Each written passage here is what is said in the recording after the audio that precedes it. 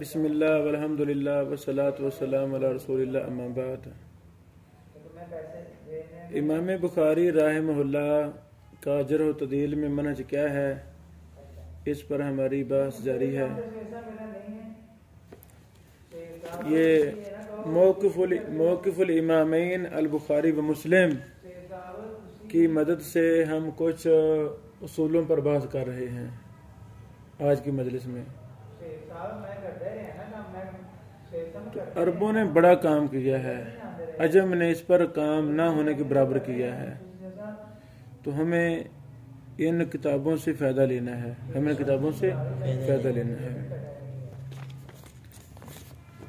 تو پچھلی مجلس میں ہم نے یہ قاعدہ بیان کیا تھا کہ امام بخاری رحمہ اللہ تاریخ الکبیر میں سامعہ بولے تو مراد یہ صیغہ بالجزم ہے، سنا ہے، اگر ان بولے تو ان سنا نہیں ہے۔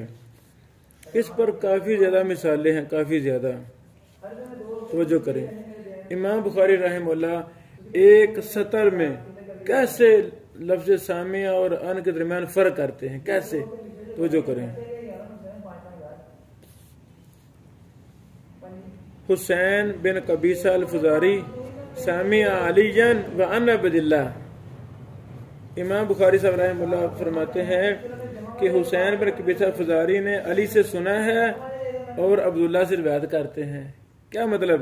علی سے واقعتاً سنا ہے اور عبداللہ سے سنا نہیں ہے، اس لیے لفظ ان لائے۔ یہ تاریخ الکبیر جلد نمبر 3 صفحہ نمبر 5 ہے۔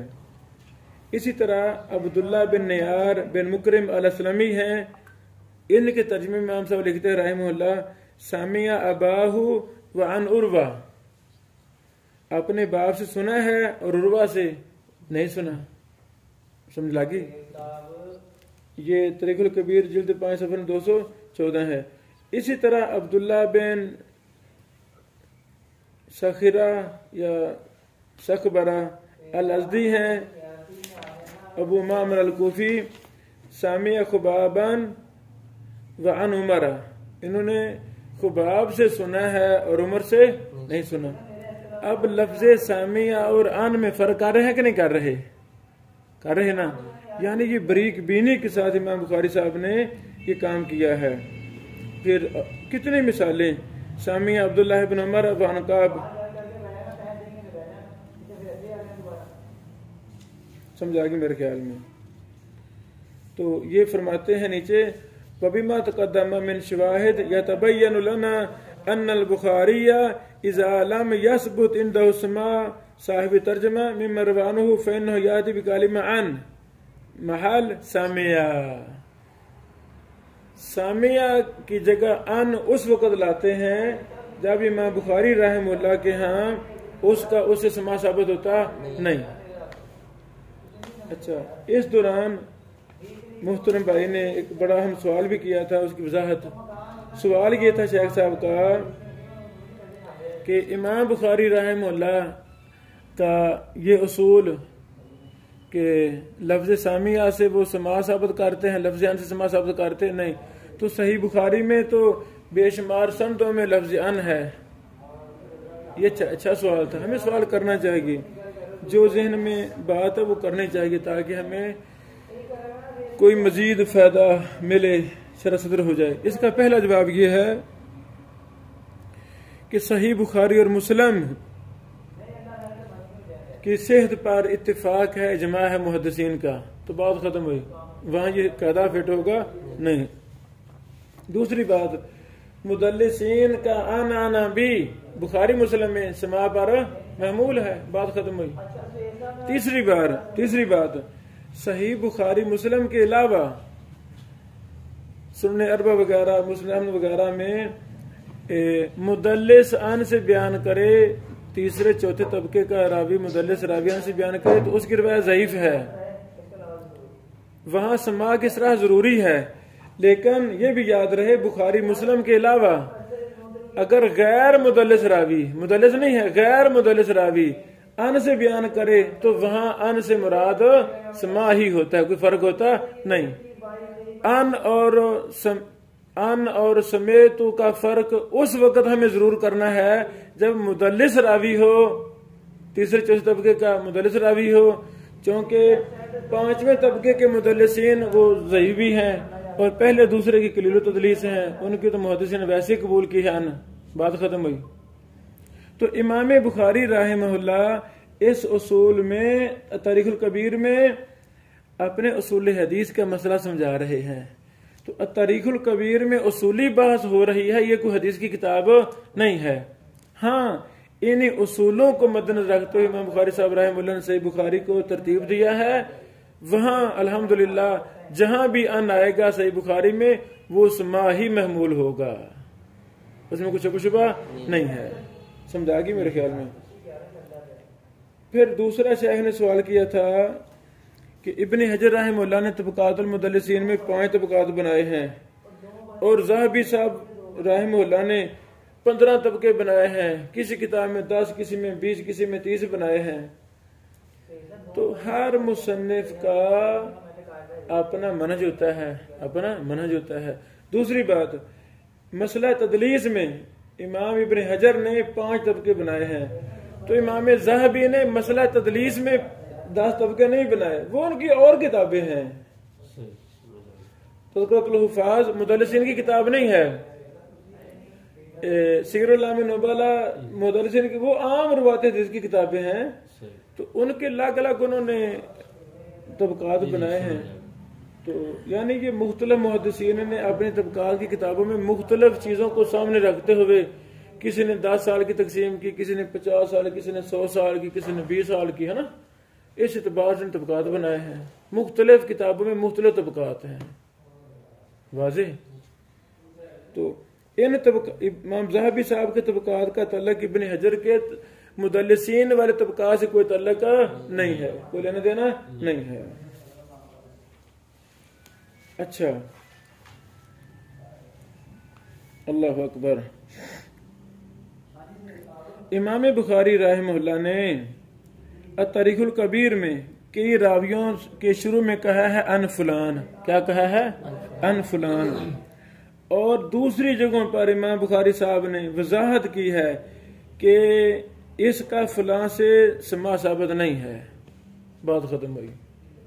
جو بھی ہم اصول پڑھ رہے تھے ان سامی اور ان والا، اس پر مثال ادلہ بھی، ایک جگہ کہا ان تو دوسری جگہ اسی راوی کی سما کی نفی امام بخاری صاحب نے خود کی ہے۔ تو یہ دلیل یقین ہو گیا کہ تاریخ الکبیر میں جب ان لاتے ہیں راوی اور مروی ان کے درمیان تو وہ مراد کیا ہوتا ہے؟ سنا نہیں ہے، اس پر دلائل۔ اچھا، مثلا عبید بن نزلہ کے ترجمہ میں امام بخاری صاحب فرماتے ہیں ان ابن مسعود والمغیرہ بن شعبہ رضی اللہ عنہما، ان ابن مسعود، ان نا۔ پھر امام بخاری صاحب نے ایک جگہ کہا لا ادری عبید بن نزلہ سامع من المغیرہ بن شعبہ ام لا، مجھے نہیں پتا عبید بن نزلہ نے مغیرہ بن شعبہ رضی اللہ عنہ سے سنا ہے یا نہیں سنا۔ سمجھا گی؟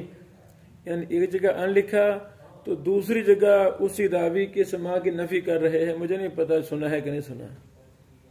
یہ دلیل مل گئی نا، ان سے کیا مراد ہے؟ نہیں سنا، نہیں سنا۔ تاریخ الکبیر میں یہ حوالہ لکھ لیں، تاریخ الکبیر جلد 6 صفحہ نمبر 5 ہے، جلد 6 صفحہ نمبر 5 ہے، جہاں ان ابن مسعود والمغیرہ بن شعبہ ہے رضی اللہ عنہما۔ پھر العلل الکبیر ترمذی، العلل الکبیر ترمذی میں امام بخاری صاحب نے یہ وضاحت کر دی ہے، جلد 2 صفحہ نمبر 887 ہے، لا ادری عبید بن نزلہ سامع من المغیرہ بن شعبہ ام لا۔ سبحان اللہ۔ ایک اور حوالہ اسی طرح عمر بن بجدان کے ترجمہ میں کہا انا ابی ذر، انا ابی ذر۔ تاریخ الکبیر جلد 6 صفحہ نمبر 317 ہے۔ پھر امام بخاری رحمہ اللہ کا قول العلل الکبیر میں ملا لا عارف لعمر بن بجدان سمان من ابی ذر، کہ عمر بن بجدان کا سما ابو ذر سے نہیں ہے، میں یہ پہچانتا سما نہیں پہچانتا۔ یعنی تاریخ الکبیر کی وضاحت امام بخاری صاحب نے جو ادھر منہج اپنایا اس کی وضاحت دیگر کتابوں میں امام بخاری صاحب کے اقوال سے ہو رہی ہے۔ یہ قول علل کبیر ترمذی جلد صفحہ نمبر 650 ہے۔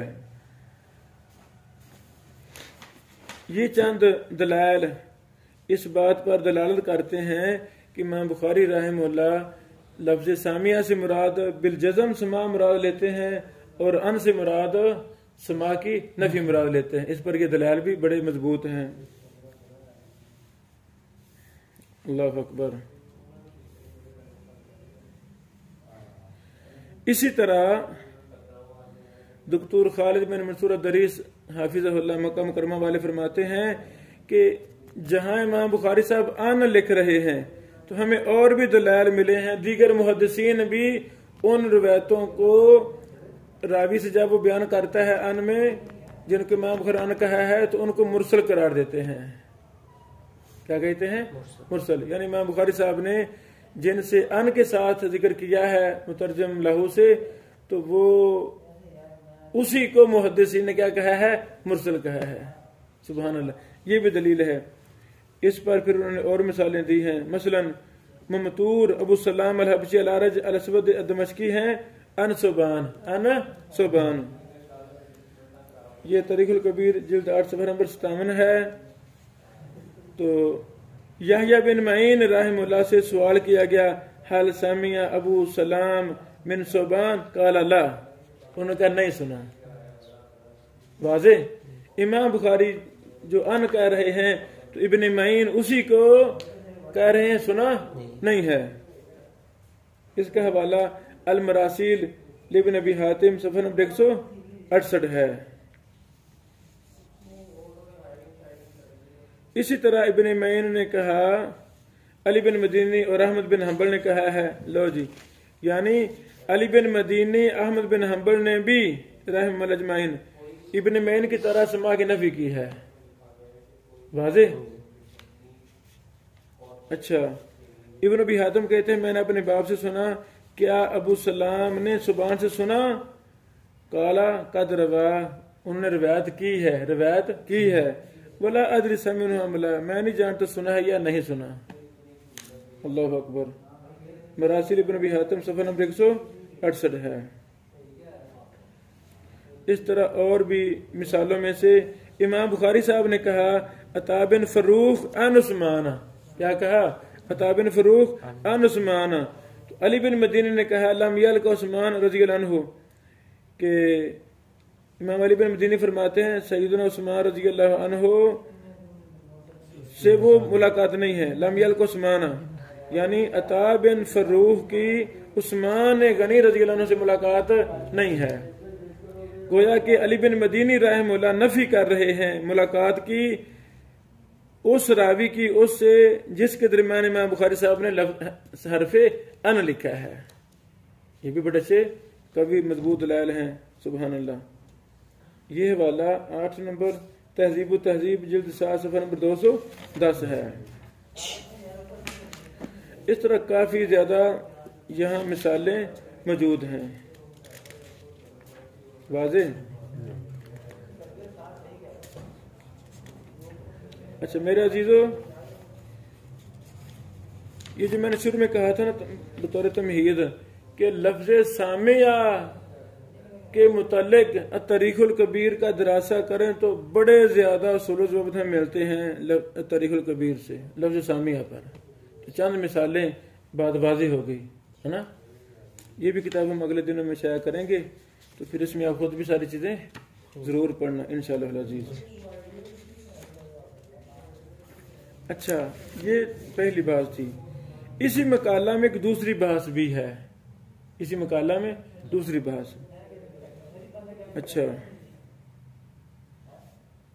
وسائل اثبات اللقاء، سبحان اللہ، والسماع عند الامام البخاری رحمہ اللہ۔ امام بخاری رحمہ اللہ کے ہاں سماع اور لقاء کے ثبوت کے وسائل کیا ہیں؟ وہ کون سے طریقے ہیں جن طریقوں سے امام بخاری رحمہ اللہ لقاء اور سماع ثابت کرتے ہیں؟ آگے سمجھے، امام بخاری رحمہ اللہ کن وسائل کے ذریعے راوی کا مروی عنہ سے اس کے شیخ سے لکھا اور سما ثابت کرتے ہیں۔ پہلی بحث کی ہے شیخ صاحب نے، کیا امام بخاری رحمہ اللہ لکھا کے ثبوت کو کافی سمجھتے ہیں، بس ملاقات ہو جائے اور سماع کی صراحت کی شرط نہیں لگاتے؟ سمجھا گی؟ یعنی ملاقات ہو گیا تو کافی ہے کہ ملاقات کے بعد سماع بھی ہو۔ کیا کمال ہے، سمجھو بیٹو، کئی دفعہ ملاقات ہو جاتی ہے لیکن سماع ہوتا نہیں۔ اس پر انہوں نے تفصیلی بحث کی ہے۔ پھر دوسری بحث ہے وسائل اثبات لکھا کے ثبوت کی کیا وسائل ہیں، کیسے چلے گا پتہ ملاقات ہوئی ہے۔ پھر آگے ملاقات کے وسائل کے ساتھ احتجاج کی شروط، وہ شروط کیا ہیں، وہ شرائط کون سی ہیں جن کے ساتھ لکھا ثابت ہوتا ہے۔ ثبوت لکھا کے لیے کتنی مرتبہ ملاقات کافی ہے؟ 1 مرتبہ، 2 دفعہ، 10 دفعہ، کتنی دفعہ ملاقات کافی ہے؟ ملاقات کے قائم مقام کون سی چیزیں ہیں؟ ملاقات قائم مقام کون سی؟ میرے عزیزو، یعنی وسائل اثبات لکھا میں شیخ خالد بن منصور الدری صاحب نے 5 بحث ذکر کی ہیں۔ 5 بحثیں، یہاں سے یہ بحث شروع ہوتی ہے، یہ کافی لمبی بحث ہے، یہ ساری بحث وہی ہے۔ سبحان اللہ سبحان اللہ۔ تو اشارہ ہی مقصود تھا، یعنی امام بخاری صاحب رحمہ اللہ نے یہ جو شرط لگائی ہے کہ معاصرت کافی نہیں ہے، ملاقات ہونی چاہیے، تو اس قدر تفصیل کے ساتھ بڑی بالتفصیل اس کتاب میں موقف الامامین البخاری مسلم کی ساری تفصیلات موجود ہیں۔ واضح؟ تو یہ آپ اپنے طور پر اس کو پڑھیں، اپنے طور پر اس کو پڑھیں، جہاں ڈاؤٹ ہو وہ پوچھیں، وہ پھر ہم اس کو حل کریں گے۔ ٹھیک ہو گیا؟ یہ بڑی تفصیلات ہیں، اگر ہم ایک ہی چیز کو پڑھنا شروع کر دیں گے تو پھر ہمیں بہت ٹائم چاہیے، کئی مہینے چاہیے اسی بات کے لیے۔ سبحان اللہ، یہ پڑھنا ہے میرے بھائی میں۔ ٹھیک ہو گیا؟ اچھا، ایک بات ہماری تھوڑی سی مکمل ہے، تھوڑی سی زیادہ نہیں۔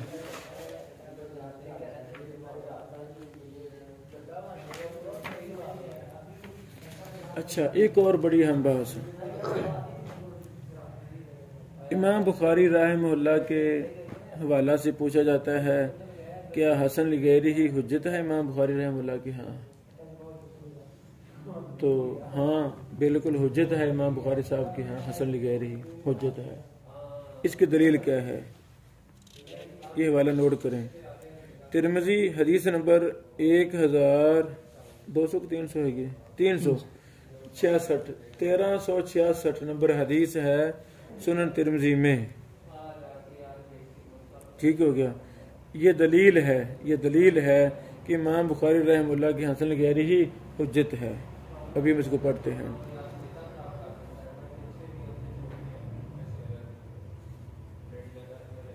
مشہور حدیث امام ترمذی رحمہ اللہ فرماتے ہیں قال حدثنا قتیبہ قال حدثنا شریک، کہ شریک شاباش، یہ شریک پڑھنا ہے، شریک پڑھنا نہیں۔ ابھی یہ نئی ہم نے کتابیں شائع کی ہیں، المتفق والمفترق کے 3 جلدوں میں امام خطیب بغدادی رحمہ اللہ کی، اس میں اسی طرح کے یعنی ملتے جلتے نہ فروق پر بحث، وہ بھی ہم اگلے دن میں وہ بھی ہم شروع کریں گے پڑھنا۔ شریک بن عبداللہ نکی ان نبی صحاقہ ان عطا ان رافع بن خدیج ان نبی صلی اللہ علیہ وسلم قال من زارع فی ارض قوم بغیر اذنہم فلیس لہ من الزرع شیء ولہ نفقۃ۔ اچھا، اس حدیث کو نقل کرنے کے بعد امام ترمذی فرماتے ہیں وسألت محمد بن اسماعیل ان ھذا الحدیث فقال هو حدیث حسن، کہ میں نے اس حدیث کے بارے میں امام بخاری صاحب سے سوال کیا تو انہوں نے فرمایا یہ حدیث حسن ہے۔ وقال، اور کہا لا اعرفه من حدیث ابی اسحاق الا من روایت شریک۔ قال محمد، امام بخاری صاحب نے کہا حدثنا ماقل بن مالک البصری قال حدثنا عقبہ بن الاسم عن عطاء عن رافع بن خدیج عن النبی صلی اللہ علیہ وسلم نحو. ترمذی 1386 نمبر حدیث ہے. اچھا، یہ بحث مقالات اثریہ، مقالات فضیلت شیخ خبیب صاحب فیصل آباد والے جو استاد محترم مصری صاحب کے ساتھ ہوتے ہیں، ان کی کتابیں دو ماشاءاللہ چھپ گئی ہیں، مقالات اثریہ اور دوسری مقالات حدیثیہ کے نام سے. یہ دونوں کتابیں اردو بازار اسلامیہ پر موجود، یہ ضرور خریدیں.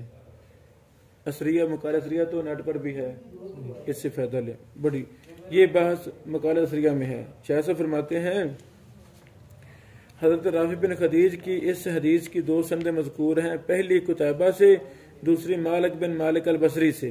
واضح. امام ترمذی نے قتیبہ والی سند کی بابت امام بخاری سے دریافت کیا تو انہوں نے فرمایا وہ حدیث حسن ہے. ازاں بعد امام بخاری نے پہلی سند کی تائید میں ماقل بن مالک کی حدیث بیان کی. یہ حدیث درج المصادر میں موجود ہے. الکبیر ترمذی ابو داؤد 3403 ابن شاب وہی یہ ساری تخریج کی ہے. پہلی سند کی روایت کا جائزہ.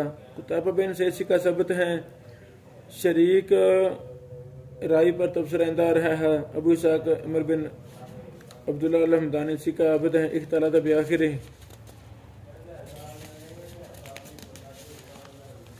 اچھا، عطاء بن ابی رباح ثقہ ہیں، رافع بن خدیج جلیل القدر صحابی ہیں.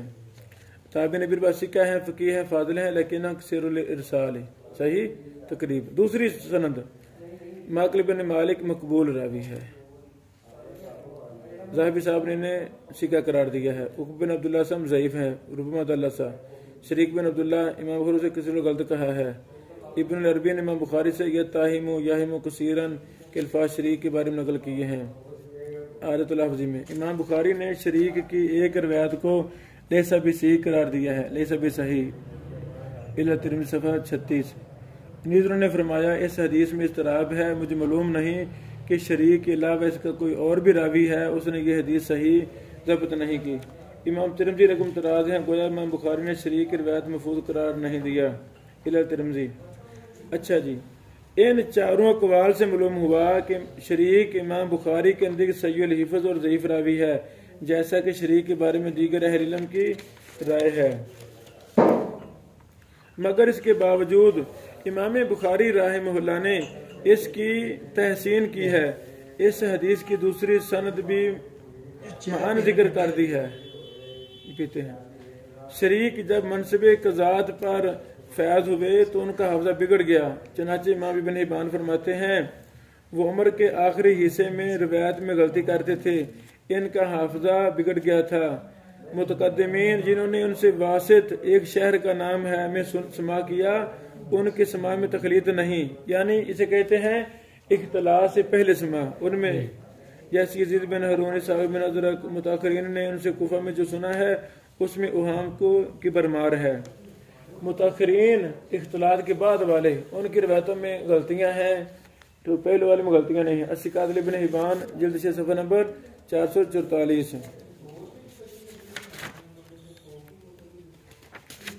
یہ یعنی اس میں آپ تفصیل کے ساتھ مقالہ صفحہ نمبر 177 ہے، اس میں آپ دیکھ سکتے ہیں. یہ یہاں تو ایک مثال ہے، یہاں ایک مثال ہے. تو جب ہم اسی اصول کے پیچھے لگ جائیں گے امام بخاری رحمہ اللہ کے اور دلائل ابراہیم دیکھیں گے تو ہمیں اور بھی دلائل ملیں گے. واضح. تو یہ بھی میرا سوال ہے آپ پر کہ آپ اس پر مزید مطالعہ کریں.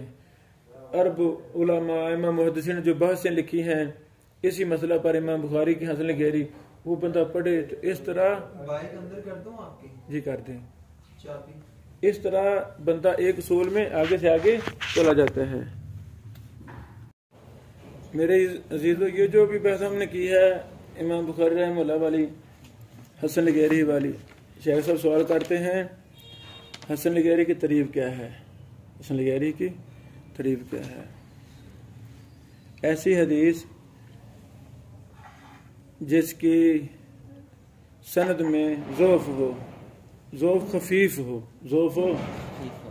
ہو اور اس کے متعدد طرق ہوں، اور ہر طرق میں خفیف ضعف ہے، خفیف اسے کہتے ہیں ین جبر، ایسا ذوف جو اس جیسا ذوف خفیف ذوف جب 3-4 سند زیادہ ملتی ہیں تو یہ کبھی بعض ہو بعض ہے۔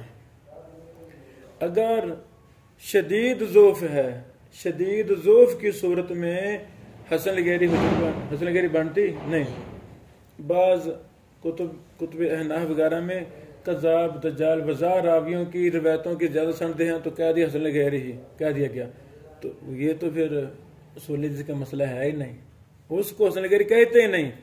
حسن لغیری کسے کہتے ہیں؟ جس میں ذوف خفیف ہو۔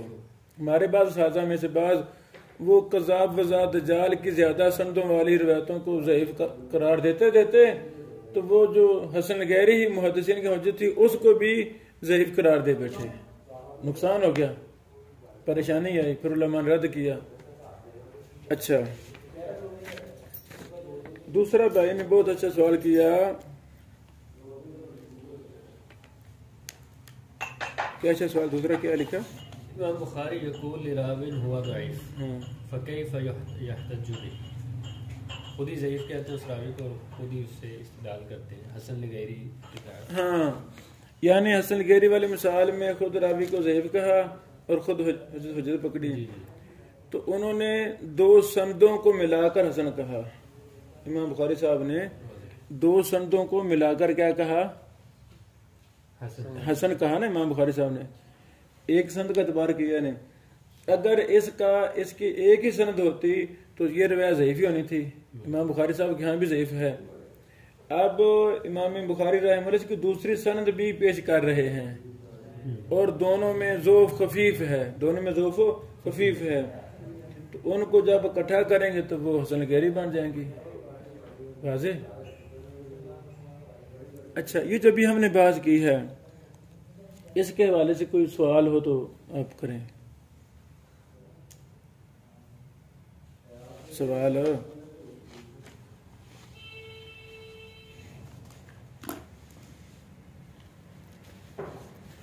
اچھا،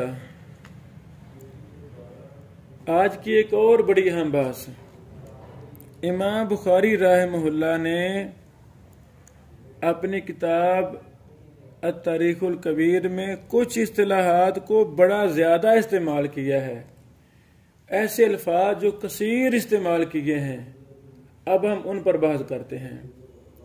جرح و تعدیل پڑھتے ہیں نا، جرح و تعدیل میں التاریخ الکبیر کی جب ہم مطالعہ کرتے ہیں تو اس میں ایک لفظ ساکات عنہ، یہ بکثرت ہمیں ملے گا تاریخ الکبیر میں، بری ہوئی ہے، ساکات عنہ لفظی معنی، انہوں نے اس سے خاموشی اختیار کی ہے۔ انہوں نے کیا مراد؟ محدثین کیا مراد؟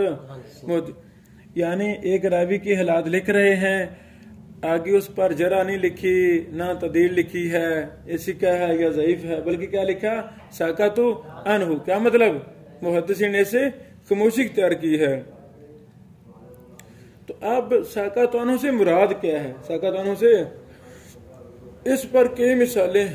پہلی مثال ابراہیم بن الحکم بن ابان الادنی کی مثال ہے، رقم و ترجمہ 915، ان راوی نمبر 915۔ اسی طرح حجاج بن نصیر یا نصیر الفساتیتی بصری ابو محمد ہیں، ان کے بارے میں بھی کیا کہا؟ ساکات عنہ۔ یہ ضعفاء صغیر کا حوالہ ہے، ضعفاء صغیر رقم 76۔ اسی طرح عبداللہ بن واقد ابو قتادہ الحرانی ہیں، تاریخ الصغیر میں اس پہ کہا ساکات عنہ۔ اس طرح اور بھی راوی ہیں، اس طرح محمد بن الحجاج المصغر راوی ہیں، تاریخ الکبیر رقم و ترجمہ 141 ہے، وغیرہ وغیرہ۔ الحسن بن عدی الطائی ابو عبد الرحمن ہیں، تاریخ الکبیر راوی 2778۔ سمجھ آگی؟ یعنی کہ چند ہم نے مثالیں پیش کی ہیں، اور دیکھیں گے تو اور بھی کئی ایک راوی ملیں گے۔ امام بخاری صاحب ان کے بارے میں لکھتے ہیں ساکات عنہ، محدثین نے ان سے خاموشی اختیار کی ہے۔ اب ہم کیا کریں گے پھر؟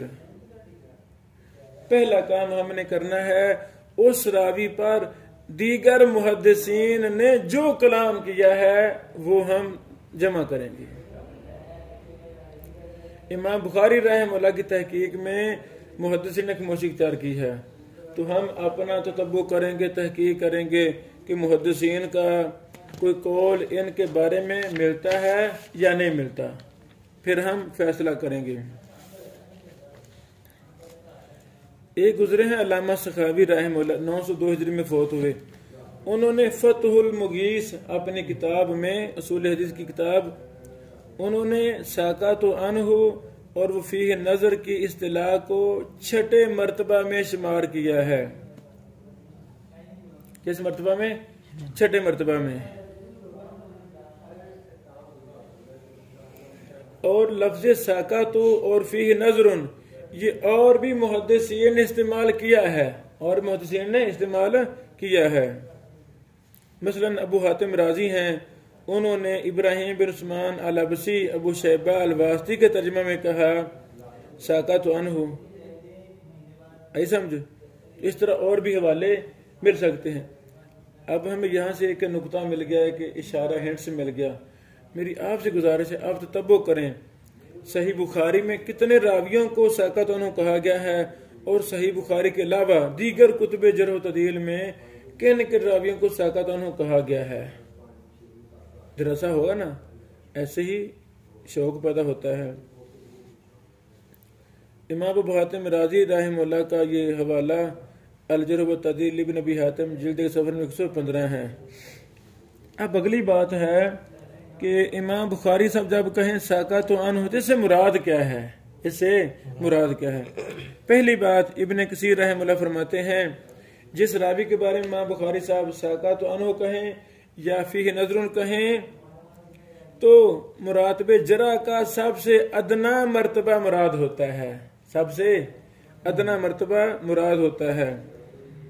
پہلی بات امام ذہبی رحمہ اللہ نے الموقظہ میں کہا ہے امام بخاری جب کسی راوی کے بارے میں کہیں ساکات عنہ تو بظاہر یہ معلوم ہوتا ہے کہ آپ نے جرح و تعدیل کا تذکرہ ہی نہیں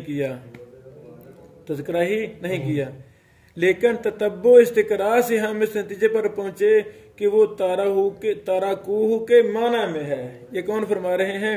امام ذہبی، کہ امام ذہبی فرماتے ہیں ہم نے تتبع کیا جس راوی پر امام بخاری صاحب ساکات عنہ کہیں اس کا مطلب ہے تاراکو عنہ، یعنی تاراکوہ، محدثین نے اس کو چھوڑ دیا تھا۔ اس کے حوالہ تہذیب و تہذیب ہے، جلد صفحہ نمبر 18 ہے۔ امام عراقی نے بھی اسی طرف اشارہ کیا ہے۔ علامہ سخاوی کہتے ہیں کہ آپ نے بہت کم کذاب یا وضاع کا اطلاق کیا ہے، بلکہ کذبہ فلان یا رماہ فلان یا بالکذب کہہ کر کلام چلا لیا ہے۔ وہ میں نے پہلے اشارہ کیا کہ لفظ کذاب بھی ثابت ہے، 8-10 دفعہ ثابت ہے۔ اچھا، ایک ہیں دکتور مصفر الدمینی، کیا نام ہے؟ دکتور مصفر الدمینی، انہوں نے ساکات عنہ کے متعلق بڑی تفصیلی بحث کی ہے اور اس حاصل شدہ اہم نتائج کو ذکر فرما کر آخر میں بطور خلاصہ کہتے ہیں ماں قبل کی تفصیل یہ ہے سے یہ بات واضح ہوتی ہے کہ محدثین کا یہ کہنا امام بخاری کے قول ساکات عنہ سے تاراکوہ مراد ہے صحیح ہے۔ اس کی وجہ یہ ہے کہ امام بخاری نے تراجم میں ساکات عنہ اور رماہ فلان یا یرمون بالکذب یا فلان یکذب وغیرہ کو ساتھ ساتھ ذکر فرمایا ہے۔ لہذا امام ذہبی رحمہ اللہ کا کہنا کہ ہمیں تتبع استقراء سے یہ بات معلوم ہوئی کہ امام بخاری ساکات عنہ سے تاراکوہ مراد لیا ہے، نیز امام ذہبی کا محمد بن حجاج کے ترجمہ میں یہ فرمانا قال بخاری ساکات عنہ ای تاراکوہ بالکل صحیح ہے۔ یعنی امام ذہبی رحمہ اللہ نے کچھ راویوں پر امام بخاری رحمہ اللہ کے یہ لفظ ساکات عنہ ذکر کر کے کیا فرمایا؟ ای تاراکوہ، امام ذہبی صاحب نے۔ اچھا، قول البخاری ساکات عنہ یہ مستقل بحث ہے دکتور مصفر الدمینی صاحب کی، صفحہ نمبر 210 اور 212 ہے۔ آخری بات یہ ہے کہ امام سخاوی رحمہ اللہ نے فتح المغیث میں جو مراتب جرح ذکر کیے ہیں اس اعتبار سے علامہ سخاوی کے نزدیک ساقط عنہ مرتبہ ثالثہ سے تعلق رکھتا ہے اور علامہ عراقی کے نزدیک مرتبہ ثانیہ سے اس کا تعلق ہے۔ تو خلاصہ کیا نکلا؟ یہ چند باتیں ہیں جو ہم نے پیش کی ہیں، تو ہمیں اس پر مزید تحقیق کرنی ہے، اس پر ہمیں مزید تحقیق کرنی ہے کہ اب امام بخاری صاحب ساقط عنہ کہیں تو اس سے مراد کیا ہے۔ عرب شیوخ نے بڑی بحثیں کی، عجم نے ماشاءاللہ بڑے محسن بحثیں کی، اس پر ہم نے دراسہ کرنا ہے۔ اب یہ بات پوری ہوئی نہیں، ایک اشارہ مقصود تھا کہ یہ ایک مستقل بحث ہے امام بخاری رحمہ اللہ کے حوالے سے، وہ اپنی کتابوں میں خصوصاً تاریخ الکبیر میں ساقط عنہ بولے تو اسے مراد کیا ہوتی ہے۔ واضح؟ اسی طرح ایک لفظ ہے فیہ نظر، فیہ نظر، امام بخاری صاحب یہ بھی بہت زیادہ استعمال کرتے ہیں، یہ بھی کثیر الاستعمال ہے اصطلاح، کثیر الاستعمال اصطلاح۔ مثلا تمام بن نجی الاسدی کے بارے میں کہا فیہ نظر، محمد بن ثابت البنانی، محمد بن قریب، اسماعیل بن ابراہیم بن مہاجر البدلی الکوفی، اسحاق بن ابراہیم بن فستاس، حدیث راوی کا نام ہے حدیث یا حدیث بن ابی مطر الکوفی وغیرہ۔ اچھا، فیہ نظر یہ اصطلاح دیگر محدثین نے بھی استعمال کی ہے، جیسے ساقط عنہ بھی استعمال کی ہے، یہ بھی استعمال کی ہے، لیکن سب سے پہلے جس محدث نے اس اصطلاح کا استعمال کیا وہ امام بخاری صاحب ہیں، امام ساجی، ابو سعید بن یونس الازدی، امام مکالی، امام دارقطنی، بہقی بن خزیمہ، ابو بکر احمد بن اسحاق، حافظ بن حجر وغیرہ رحمہ اللہ اجمعین، ان تمام محدثین نے فیہ نظر کی اصطلاح استعمال کی ہے۔ اچھا، پھر آگے ایک اور بحث ہے، امام بخاری رحمہ اللہ کبھی کہتے ہیں فیہ نظر اور کبھی فرما دیتے ہیں فی اسنادہ نظر اور کبھی کہتے ہیں فی حدیثہ نظر۔ لو جی میرے عزیزو، یعنی جب ہم امام بخاری رحمہ اللہ کی کتب جرح و تعدیل کا مطالعہ کرتے ہیں تو کہیں فرما دیتے ہیں فی نظر ایک، کہیں فرماتے ہیں فی اسنادہ نظر دو، تو کہیں فرماتے ہیں فی حدیثہ نظر تین۔ اب ان تینوں سے مراد کیا ہے، فرق کیا ہے؟ تینوں سے مراد کیا ہے، فرق کیا ہے؟ پہلی اصطلاح فی نظر یہ متہم اور متروک راوی کے بارے میں بولی جاتی ہے۔ اللہ اکبر، کس کے بارے میں؟ متہم متروک راوی کے بارے میں بولا جاتا ہے فی نظر۔ دوسری اصطلاح فی اسناد نظر ایسی رائے پر بولی جاتی ہے جو ثقہ یا صدوق ہو، جو فی نفس ہی ثقہ ہے یا صدوق ہے، اس پر اس لفظ کا اطلاق کر کے مقصود اس کی تضعیف نہیں ہے بلکہ اسناد کی تضعیف مراد ہوتی ہے۔ جس سند میں وہ آیا ہے، شاباش، جس سند میں وہ آیا ہے اس سند میں ضعف ہے، فی سناد ہی ہے نا، اس کی سند میں ضعف ہے، یہ خود راوی ضعیف نہیں ہے۔ فیہ نظر یہ اور ہے، اسنادی نظر یہ اور ہے۔ اور تیسرا، اچھا یہ جو ہے نا بات، یہ المغنی فی الضعفاء للذہبی جلد 1 صفحہ نمبر 146 ہے، تہذیب و تہذیب جلد 1 صفحہ نمبر 384 ہے۔ تیسری اصطلاح یعنی تیسری کیا تھی؟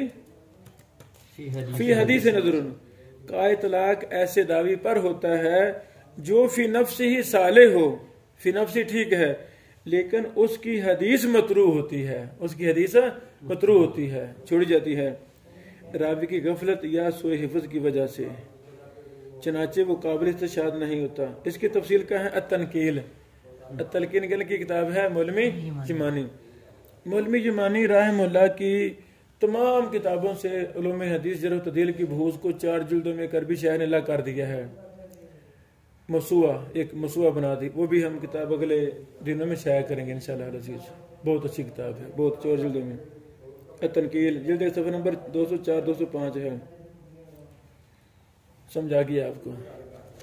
اچھا شیخ، فی حدیثی نظر اس مراد یہ ہے کہ وہ راوی تو صالح ہے لیکن جو حدیث اس نے بیان کی ہے وہ قابل استشہاد نہیں ہے. شاباش، یہ مراد ہے. ہاں یعنی اس حدیث کو ہم بطور حجت پیش نہیں کر سکتے. شاباش، یہی مراد ہے. گڈ.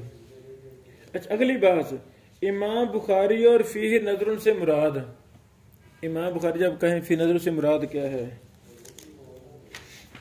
اچھا یہ جو پڑھی ہیں یہ عمومی طور پر محدثین کی جو رائے ہے، ہاں لیکن امام بخاری کا فیہ نظر کہنا اس سے کیا مراد ہے؟ وہ اب ہم بحث کرتے ہیں. امام ذہبی فرماتے ہیں کہ فیہ نظر متہم یا لیس بثقہ کے معنی میں ہے. تو جی امام ذہبی نے بات ختم کر دی کہ فیہ نظر جس راوی کو کہیں تو اس سے مراد ہے وہ راوی متہم ہے یا لیس بثقہ ہے، اس معنی میں ہے. الموقظہ صفحہ 83، میزان جلد 2 صفحہ نمبر 215 اور 16.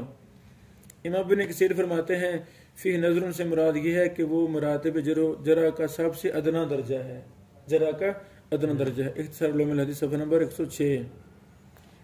دکتور مصفر الدمینی صاحب نے اس پر رواد کے حوالہ سے دراسہ کیا ہے جن کے بارے میں امام بخاری نے فی نظر فرمایا. ان رواد کے احوال کے دراسہ سے وہ اس خلاصہ پر پہنچے ہیں کہ جس راوی کے بارے میں امام بخاری صاحب فی نظر فرماتے ہیں وہ متروک کے معنی میں ہوتا ہے. دکتور مصفر صاحب کا بھی وہی موقف ہے کہ نظروں سے مراد کیا ہے؟ متروک.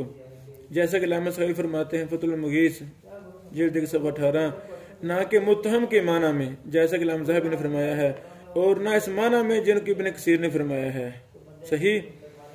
تو یہ تفصیل قول البخاری ساقط مستقل رسالہ ہے، اس میں ساری تفصیل موجود ہے. اور متہم لیس بثقہ یہ جرح کے ادنا درجوں میں سے. ہاں یعنی کہ ایک رائے ہے، یہ ایک رائے ہے. تو اب راجح کیا ہے، ہم اس میں مزید مطالعہ کرنا ہے. استاد بصری صاحب ہیں، انہوں نے اپنی کتاب میں بحث کی. شاہ زبیر صاحب رحمہ اللہ، یہ دیگر ہمارے موجودہ محدثین، انہوں نے بڑی بحث اپنی کتابوں میں کی ہیں. تو ان کی کتابوں سے بلکہ مبارک ہو شاملہ اردو بھی آ گیا ہے. شاملہ اردو بھی پلے اسٹور پر شاملہ اردو پڑا ہوا ہے.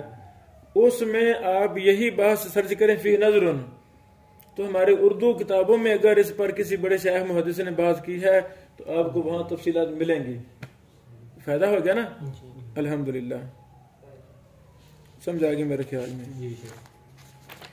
اسی طرح امام بخاری رحمہ اللہ تیسرا لفظ جو کثرت سے استعمال کرتے ہیں وہ ہے منکر الحدیث. کیا ہے؟ منکر الحدیث. لفظ منکر الحدیث کو بھی امام بخاری صاحب کثرت استعمال کرتے ہیں اپنی کتابوں میں. چند حوالے، مثلا حمزہ بن ابی حمزہ الجزری النسبی ہیں، ربیع بن حبیب ہیں، طلحہ بن زید ہیں، عطا بن دلان الحنفی ہیں، علی بن یزید عبد الملک ہیں، فرج بن فضالہ ہیں، کثیر بن عبداللہ ہیں، مبارک بن سہیم ہیں، محمد بن زکوان ہیں، محمد بن اون خراسانی ہیں، وغیرہ وغیرہ. یہ چند وہ راوی ہیں جن کے نام لکھے جن کو امام بخاری صاحب نے کیا کہا؟ منکر الحدیث. اب ان کا کیا درجہ ہے؟ اب ان کا کیا درجہ ہے؟ اچھا، امام ذہبی رحمہ اللہ ابان بن جبلہ الکوفی کے ترجمہ میں ابن قطان کا قول نقل فرماتے ہیں کہ امام بخاری فرماتے ہیں، امام بخاری خود فرماتے ہیں کل من قلت فی منکر الحدیث فلا تحل روایت عنہ. جس کے بارے میں کہوں منکر الحدیث اس روایت لینا حلال نہیں ہے، جائز ہی نہیں ہے. میزان الاعتدال جلد 1 صفحہ 6، لسان المیزان جلد 1 صفحہ نمبر 20، رفع و تکمیل صفحہ نمبر 129 اور 149 ہے. بہت سے محدثین مثلا امام سیوطی، علامہ راکی وغیرہ نے اس کی صراحت کی ہے، امام بخاری کی عبارت کو نقل فرمایا ہے. دراسات فی الجرح و تعدیل کتاب ہے، صفحہ 241 ہے 246 تک. قواعد فی علوم الحدیث ہے. شیخ عبدالعزیز الدہان فرماتے ہیں آپ نے سب سے شدید کلمہ جو جرح کے لیے استعمال کیا وہ منکر الحدیث کا کلمہ ہے. ٹھیک ہے. اچھا، ایک اہم بات ابھی حوالہ گزرا دراسات فی الجرح والتعدیل، یہ کتاب ہے صاحب الجامع الکامل محدث مدینہ ہماری محبوب شخصیت ضیاء الرحمن اعظمی رحمہ اللہ کی۔ شیخ صاحب رحمہ اللہ فرماتے ہیں دراسات فی الجرح والتعدیل صفحہ نمبر 227 میں امام بخاری کے قول فی نظر سے متروک ہی مراد لینا یہ عام قاعدہ نہیں ہے، کلی قاعدہ نہیں ہے یہ کوئی۔ اسی طرح سے جب وہ منکر الحدیث کہتے ہیں تو اس سے ہمیشہ لا تحل روایت عنہ متروک ہی مراد لینا درست نہیں ہے، بلکہ مطلب یہ ہوتا ہے کہ راوی اس صورت میں متروک ہوتا ہے جب منفرد ہو۔ اسی وجہ سے بعض راویوں کو جب منکر الحدیث کا اطلاق کیا ہے اس کو ضعفاء میں ذکر نہیں کیا، یعنی ایک راوی کی روایات کا دراسہ دیگر محدثین کے اقوال وغیرہ بھی دیکھیں گے تو پھر مزید ہمیں تسلی وغیرہ ہو جائے گی۔ اچھا، اسی طرح اس پر کافی تفصیلات ہیں، کافی اس پر مفصل بحثیں ہیں۔ ایک اور بحث اسی حوالہ سے، ایک ہے منکر الحدیث، ایک ہے روی المناکیر، اس میں بھی فرق ہے۔ راوی پر حکم ہے منکر الحدیث، ایک حکم ہے روی المناکیر، دونوں ایک ہے کہ فرق ہے؟ ان دونوں میں فرق کیا ہے؟ روی المناکیر یروی المناکیر فی حدیث نکارہ کے درمیان اور منکر الحدیث کے درمیان فرق ہے۔ کیا فرق ہے؟ پہلے 3 الفاظ میں اگر کوئی لفظ کسی راوی کے لیے استعمال کیا جائے تو اس کا مطلب یہ ہے کہ اس پر قابل لحاظ جرح کر دی گئی، واضح؟ ہاں، اس پر کوئی قابل لحاظ جرح کر دی گئی ہے جس کا کوئی لحاظ ہے۔ اور منکر الحدیث اگر کسی راوی کو کہا گیا ہے تو اس سے اس پر قابل لحاظ جرح شمار نہ ہوگی۔ اسی طرح ائمہ محدثین ھذا حدیث منکر کہنے میں فرق کرتے ہیں، ھذا حدیث منکر۔ متقدمین اس سے راوی کا متفرد ہونا مراد لیتے ہیں اگرچہ راوی ثقہ ہو، اور بعض اس کا اطلاق اس روایت پر کرتے ہیں جب ضعیف راوی ثقات کی مخالفت کرے، تو ضعیف راوی ثقات کی مخالفت کر رہا ہے اس کو بھی منکر کہہ دیتے ہیں۔ بعض محدثین راوی کی منفرد روایت کو بھی منکر کہہ دیتے ہیں، نکارت سے غربت کے معنی میں کہہ دیتے ہیں، جیسے امام احمد بن حنبل رحمہ اللہ کی طرف یہ قول مشہور ہے۔ اچھا،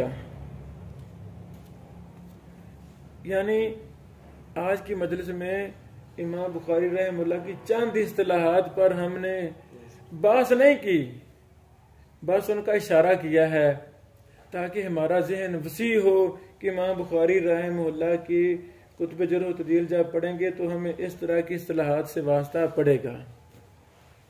ابھی 4-5 دن پہلے دارالحدیث اکاڑا میں میرا درس تھا، وہاں بھی یہی درس تھا، امام بخاری رحمہ اللہ اور جرح و تعدیل اس موضوع پر۔ وہاں کی بحثیں نہیں کی، وہاں بس اشارہ میں کچھ اہمیت پر بحثیں کہ ہم نے صحیح بخاری کو تو الحمدللہ ہمارا ایمان کا حصہ ہے، اور اصح الکتب بعد کتاب اللہ ہم نے ہمارے ہاں ہے، ہمارا ایمان اور یقین ہے اس کتاب پر، یہ ایک حدیث ساری صحیح ہے، بخاری صحیح ہے، مسلم سے اتفاق ہے۔ جس علم پر بنیاد رکھ کے امام بخاری رحمہ اللہ نے اس کو مرتب کیا وہ علم جرح و تعدیل ہے، اس پر 3 کتابیں لکھی کہ ہمیں پتہ ہی نہیں ہے، افسوس ہے نا۔ وہ بھی میرا لیکچر یوٹیوب وغیرہ پر فیس بک پر لکھے گا نا، امام بخاری رحمہ اللہ اور جرح و تعدیل، تو اس میں نے 1.5 گھنٹہ اس پر کافی اہمیت اور کچھ اصولوں پر بحث کی ہے، وہ بھی آپ سنیں انشاءاللہ۔ تو اس طرح امام بخاری پر کافی زیادہ اور بھی تفصیلات ہیں، وہ ہم اگلے دنوں میں شیئر کریں گے انشاءاللہ۔ اس پر کوئی سوال تو آپ کر سکتے ہیں۔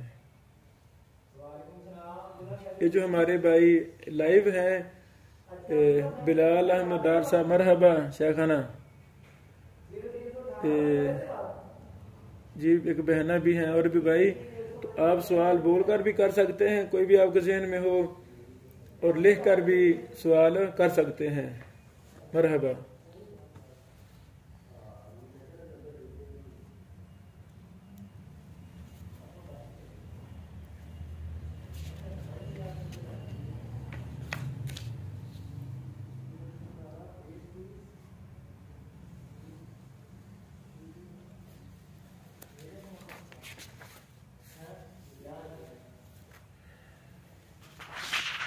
ٹھیک ہو گیا.